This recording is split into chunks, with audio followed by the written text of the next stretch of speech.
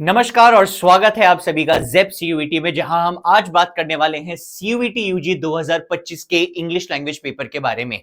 जैसा आप सभी जानते हैं, एनटीए सीयूईटी 2025 13 में 13 मई से कराता आ रहा है और उनके जो फर्स्ट लेग ऑफ एग्जामिनेशंस है, पेपर ऑब्वियसली अलग अलग शिफ्ट्स में अलग अलग दिन पे हर एक बच्चे का अलग अलग टाइम पे हो रहा है। जो इंग्लिश का पेपर है, जो उनका फर्स्ट लेग ऑफ एग्जामिनेशंस है 13 मई से 19 मई वाला, वो कंप्लीट हो चुका है। और उसमें हम ये डिस्कस करने वाले हैं कि जो इंग्लिश का पेपर है, जो हर एक मेजॉरिटी बच्चा लैंग्वेज का पेपर देता ही है, उसमें इंग्लिश का पेपर स्पेशली क्या लेवल का आ रहा है, क्या टॉपिक्स हैं जहां से मेजॉरिटी क्वेश्चन बन रहे हैं, क्वेश्चन की डिफिकल्टी क्या है, कौन से एरियाज ऐसे हैं जहां पे हमको ज्यादा फोकस करना चाहिए। ये वीडियो स्पेशली उन बच्चों के लिए है जिनका इंग्लिश का पेपर अभी नहीं हुआ है और होने वाला है। कैसे उनको तैयारी करनी चाहिए, क्या चीजें उनको ध्यान रखनी चाहिए, क्या नहीं ध्यान रखनी चाहिए, वो सभी आज की वीडियो में बात करेंगे। तो शुरुआत करते हैं इस वीडियो की। सबसे पहले एक छोटा सा डिस्क्लेमर दे दूं, मैं आप लोगों को एक ट्रेंड बताने वाला हूं कि जनरली क्वेश्चंस कहां से आ रहे हैं। This does not mean in any way कि आप यही पढ़ेंगे। अंडरस्टैंड, मैं आप लोगों को हेल्प कर रहा हूं कि आपके मेन क्या फोकस एरियाज होने चाहिए। मैं ये नहीं कह रहा कि बस यही 5 चीजें पढ़ो और कुछ मत पढ़ो। अंडरस्टैंड, सीयूईटी जो एनटीए है, it is known to make CUET as a unpredictable paper. NTA past में भी कर चुका है, जो उनके अलग शिफ्ट्स में पेपर होते हैं, वो रैंडमली कभी भी पैटर्न बदल देता है पेपर का। कभी भी पेपर का डिफिकल्टी चेंज हो जाएगी, कभी भी क्वेश्चंस के टाइप बदल जाएंगे। So please be prepared for the worst. हम सब कुछ पढ़ के जाएंगे, सब कुछ करके जाएंगे। हाँ, हमको पता है जहां से क्वेश्चन मेजॉरिटी अभी तक आ रहे हैं उन पे ज्यादा फोकस करेंगे, बट बाकी चीजें भी करके जरूर जाएंगे, प्लीज ध्यान रखना। ठीक है, ऑलराइट। तो अभी तक जो हमको बच्चों से पता चला है, जो इंग्लिश का पेपर हो रहा है, उसमें मेजॉरिटी क्वेश्चंस कहां से बन रहे हैं, सभी के बारे में बात करते हैं। जो पहला सेक्शन है, अब जो हर एक बच्चा जानता है, पेपर में there are total 50 questions, total 50 questions होते हैं आपके पास। उसमें से जो पहले सेट ऑफ क्वेश्चंस आ रहे हैं, वो आ रहे हैं आरसी के ऊपर, which is a reading comprehension. जो एक्सपेक्टेड था, रीडिंग कॉम्प्रिहेंशन के बिना इंग्लिश का पेपर ही नहीं बनता। जो आपके इंग्लिश में आरसी के क्वेश्चंस आ रहे हैं, हर एक बच्चे के पेपर में अलग है, पर जो हमको अभी तक पता चल रहा है, बच्चों के पेपर में 2 से 3 आरसीज आ रहे हैं। कोई बच्चा कहता है सर हमारे पेपर में 2 आरसी आए, कोई बच्चा कहता है सर हमारे पेपर में 3 रीडिंग कॉम्प्रिहेंशन है, पर 2 से 3 के बीच में ही सभी के पेपर में है। जहां पे हर एक रीडिंग कॉम्प्रिहेंशन के जो हमें पता चले हैं, 4 से 5 क्वेश्चन आ रहे हैं। मेजॉरिटी बच्चों के हर एक आरसी में 4 क्वेश्चन है। तो करीबन आप मोटा मोटा मान लीजिए 2 से 3 आरसी में पर आरसी 4 क्वेश्चन, आपके टोटल 12 से 13 क्वेश्चंस आरसी में से डायरेक्ट शॉर्ट बन रहे हैं। 12 to 13 questions out of RC. Sir इनका डिफिकल्टी लेवल कैसा आ रहा है? Fortunately at least till now difficulty is easy to medium. बहुत टफ आरसी नहीं है जहां पे आरसी डायरेक्ट आ रहे हैं। सर डायरेक्ट आरसी क्या होते हैं? देखो, कुछ आरसीज में ना क्वेश्चंस इन्फरेंस बेस्ड होते हैं कि ऑथर ने एक लाइन कही और आपसे क्वेश्चन पूछता है कि ऑथर इन लाइनों से क्या कहना चाह रहा है, प्लीज इन्फर। या आपको दे देंगे इस पैसेज का सुटेबल टाइटल क्या है, खुद से सोचो। तो कहीं पर भी what is the author trying to say, जहां पे इन्फरेंस बेस्ड क्वेश्चन होते हैं ना, वहां पे आरसी की डिफिकल्टी बढ़ जाती है। बट यहां पे ज्यादा इन्फ्लुएंस बेस्ड नहीं है, direct to the point questions हैं, और आरसी की लेंथ भी अभी तक ज्यादा नहीं आ रही है, तो मीडियम इजी लेवल के क्वेश्चंस ही आ रहे हैं। हाँ, एक दो बच्चों ने बताया सर हमारे पेपर में एक दो मुश्किल क्वेश्चन आया था आरसी का। जैसे क्या? आपके आरसी में कई जगह टोन बेस्ड क्वेश्चंस भी आ रहे हैं। सर टोन बेस्ड क्वेश्चंस क्या होते हैं? आरसी का टोन पूछ लिया कि जो ऑथर बोल रहा है उसकी टोन कैसी है भाई, उसकी टोन नैरेटिव है, उसकी टोन डिस्क्रिप्टिव है, उसकी टोन सटायरिकल है, कैसी टोन है। अब आपको ये टोन की अंडरस्टैंडिंग के लिए इन वर्ड्स की मीनिंग पता होनी चाहिए। But this is one important question जो थोड़ा सा ट्रिकी आया है इन आरसीज। आगे बढ़ते हैं। आपके जो नेक्स्ट लेग ऑफ क्वेश्चंस है, those are questions based on sentence rearrangement. Sentence rearrangement कुछ बच्चे जंबल सेंटेंस से भी जानते हैं। ये क्वेश्चन में 4 से 5 सेंटेंस आ रहे हैं जिनको रीअरेंज करके करेक्ट ऑर्डर में लगाना है। इसके क्वेश्चन सरप्राइजिंगली दिस ईयर करीबन करीबन 7 से 8 क्वेश्चन बन रहे हैं, जो हर साल देखने को मिलते थे शायद 3 या 4 क्वेश्चन। इस बार इसकी वेटेज बढ़ाई गई है। हाँ, जो क्वेश्चन का डिफिकल्टी है that is still easy medium only. Difficulty बहुत ज्यादा बढ़ाई नहीं गई है, इजी मीडियम की कैटेगरी में ही घूम रही है कहीं पर। जहां पे जो आपकी डिफिकल्टी इजी मीडियम क्यों है? जो क्योंकि जो आपके सेंटेंस है ना, जिनको आपको रीअरेंज करना है, जो सेंटेंसेस है रीअरेंज करने के लिए, उनकी लेंथ जनरली मैक्सिमम 1 या 2 लाइन ही है। कई बार क्या होता है सेंटेंस रीअरेंजमेंट में जो सेंटेंसेस रीअरेंज करने हैं वो 3-3 लाइन के बड़े बड़े सेंटेंस आ जाते हैं। यहां पे जनरली 1 या 2 लाइन के सेंटेंसेस जिनको रीअरेंज करना है करेक्ट ऑर्डर में। अभी तक इजी मीडियम है, जहां पे बच्चों ने कहा 7 से 8 में 1 या 2 सेट मुश्किल बन रहा है, बाकी सब आसान है। मूविंग ऑन, सेंटेंस रीअरेंजमेंट के बाद आपके जो नेक्स्ट लेग ऑफ क्वेश्चंस हैं वो आ रहे हैं फ्रेजल वर्ब्स में से। अभी फ्रेजल वर्ब्स क्या होते हैं, ज्यादा मुश्किल क्वेश्चन नहीं आ रहे, बट फ्रेजल वर्ब्स के करीबन जो बच्चों ने बताए हैं, किसी के में 3, किसी के में 4, ज्यादा से ज्यादा 5 क्वेश्चन देखने को मिले हैं, वो भी वंस अगेन इजी लेवल के ही देखने को मिल रहे हैं।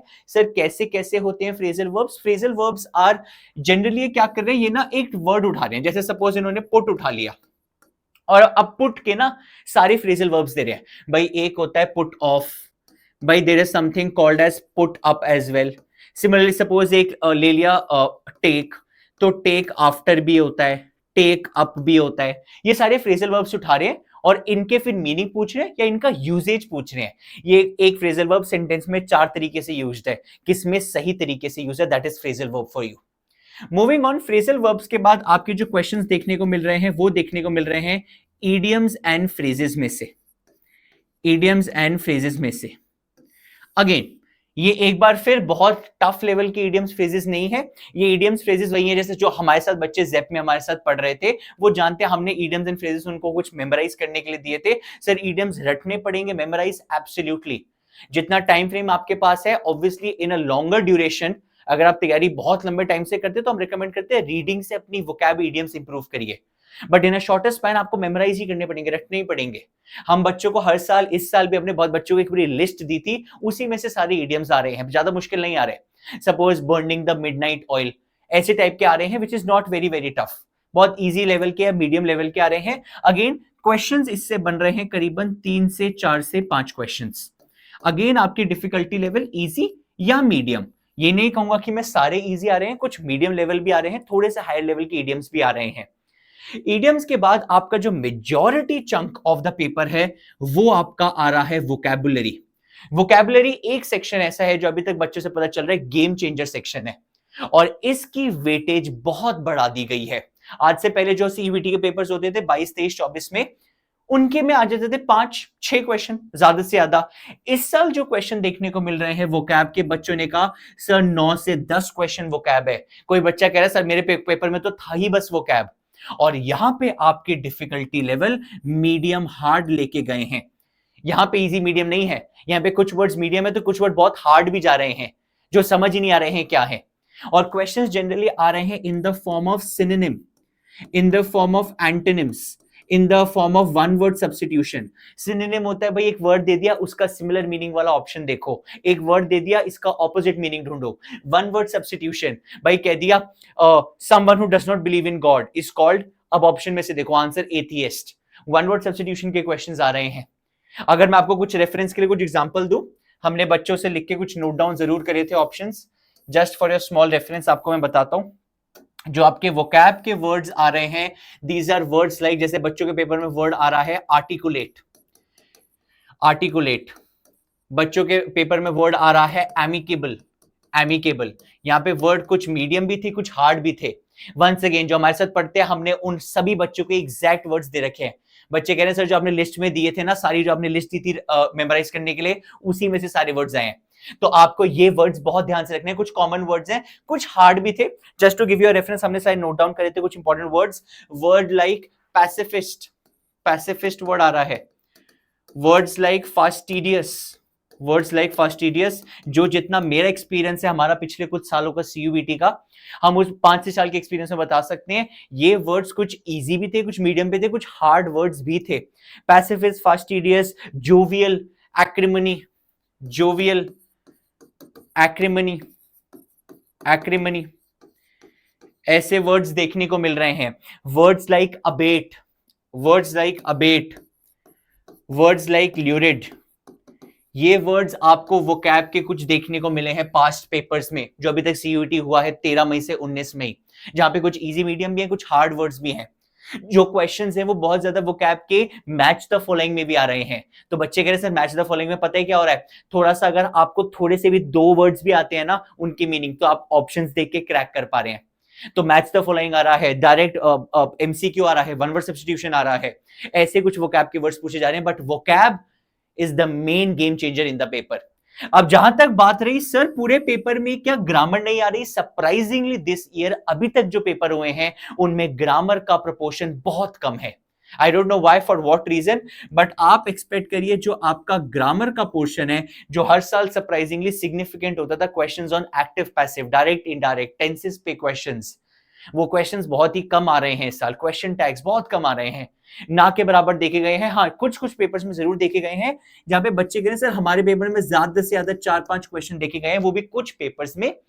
अगेन क्वेश्चंस अराउंड, एक बच्चे ने बताया सर हमारे में फिगर्स ऑफ स्पीच से क्वेश्चन है। फिगर्स ऑफ स्पीच होते हैं पोएटिक डिवाइसेस, भाई आपका सिमिली, मेटाफर, आपका ऑक्सीमोरॉन, आयरनी, इन सभी से आपके क्वेश्चंस आ रहे हैं। पार्ट्स ऑफ स्पीच से, पार्ट्स ऑफ स्पीच क्या होते हैं? Noun, pronoun, adjective, conjunction, preposition, articles, adverbs, जहां पे fill in the blank type question आ रहे हैं कि एक सेंटेंस दे दिया, इस ब्लैंक में कंजंक्शन फिल करो, इस ब्लैंक में प्रीपोजिशन फिल करो। ऐसे टाइप के कुछ ग्रामर के बेस्ड क्वेश्चंस हमको देखने मिल रहे हैं। बहुत हाई नहीं है, बट यस कुछ एरियाज है जहां से क्वेश्चन पूछे गए हैं। अगेन जो डिफिकल्टी हमको रिपोर्ट हुई है बच्चों के द्वारा वो इजी टू मीडियम है, बहुत हाई नहीं कहूंगा। ये है आपके सामने पूरा इंग्लिश लैंग्वेज का पेपर जो हमको अभी तक 13 मई से 19 मई को देखने को मिला है। ये टॉपिक्स है जहां पे सारा का सारा जोर है, जहां पे जो गेम चेंजर सेक्शन अभी तक पता चल रहा है दैट इज वोकैब। ये कुछ क्योंकि मेजॉरिटी बच्चे गए सर बाकी पेपर हो गए, वोकैब के 3-4 क्वेश्चन छूट रहे हैं क्योंकि वो हायर डिफिकल्टी क्वेश्चंस हैं। अब समझिए इंग्लिश लैंग्वेज जैसा पेपर, लैंग्वेज का पेपर हर एक कोर्स के लिए कंपलसरी होता है, ऑप्शंस नहीं है आपके पास। और वो लैंग्वेज का पेपर जो कंपलसरी है सबके लिए, वहां पे आपका स्कोर करना बहुत जरूरी है क्योंकि हर एक कोर्स के लिए कंपलसरी है। और ये स्कोरिंग पेपर भी होता है, यहां पे आप स्कोर बटोर सकते हैं, यहां पे आप गवा नहीं सकते मार्क्स। बाकी जगह आपको पता है आपके मार्क्स कट सकते हैं, यहां नहीं गवा सकते। So please for all those who are having their paper अभी इंग्लिश का, strict recommendation, please please please vocab जितना अच्छे से हो सकते करिए, major part of the paper है, इन सब एरियाज की प्रैक्टिस करिए। और जैसे शुरू में कहा था प्लीज बाकी एरियाज भी करना, ग्रामर जरूर करना, वी नेवर नो आपके पेपर में क्या आ जाए। Till then all the very best, मेहनत करते रहिए, लगे रहिए, बहुत अच्छा पेपर देके आइए और अपना ड्रीम कॉलेज जो भी आपका है उसको प्राप्त करिए। Thank you so much guys, all the very best, keep learning, keep growing.